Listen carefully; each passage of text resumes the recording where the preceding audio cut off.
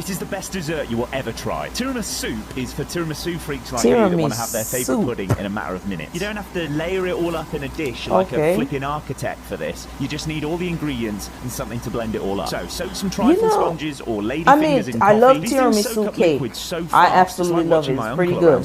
That's the only faffy bit done. Now you just have to get all the other ingredients mushed up. By the way, whatever he's doing though, it actually don't look that bad.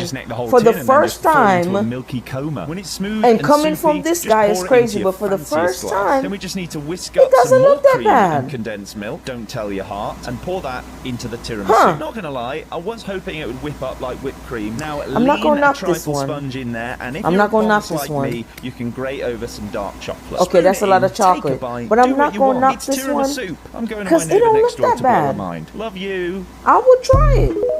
I would definitely try this one. Maybe this is the one video that he won't poison himself.